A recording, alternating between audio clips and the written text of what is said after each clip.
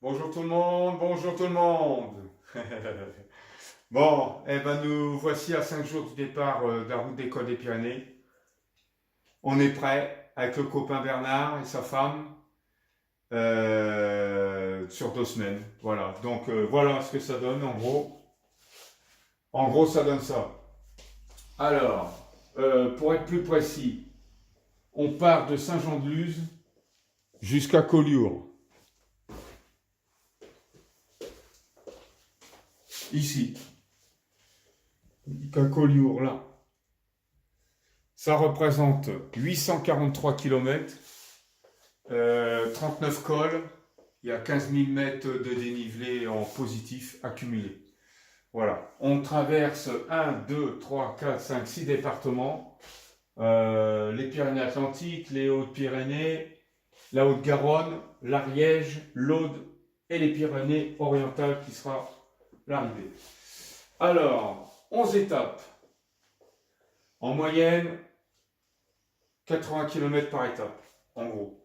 La première, 72 km, 1465 mètres de dénivelé, Saint-Jean-Pied-de-Port, Saint-Jean-de-Luz, Saint-Jean-Pied-de-Port. Hein.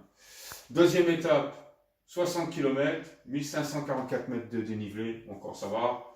Saint-Jean-Pied-de-Port, Tardé-Sorolu. Troisième étape, 66 km, Tardé-Larens. Alors là, la Reims, on fait 2 jours. 2 jours de repos. C'est-à-dire, on arrive le 17 et on fait 18 journées blanches. On repart le 19, quatrième étape. La Reims, Lucin-Sauveur, 65 km. 1552 km de dénivelé, ça commence à grimper.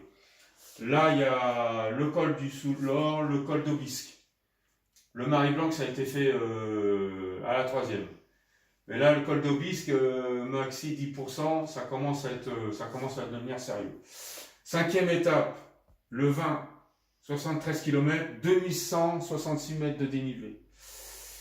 Qu'est-ce qu'on a là? On a le Tourmalet, c'est le plus costaud. Hein.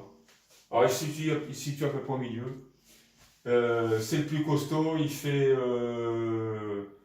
je sais plus combien de kilomètres, une vingtaine de bornes, je crois. Enfin bref, ça va être du costaud. Le col d'Aspin également. Hein. Ensuite, sixième étape, on a de Saint-Lary à Saint-Béat, 81 km, 2000 mètres de dénivelé. Et là, on arrive à Saint-Béat Sex, 2 jours aussi, de journée blanche, le 23, 22-23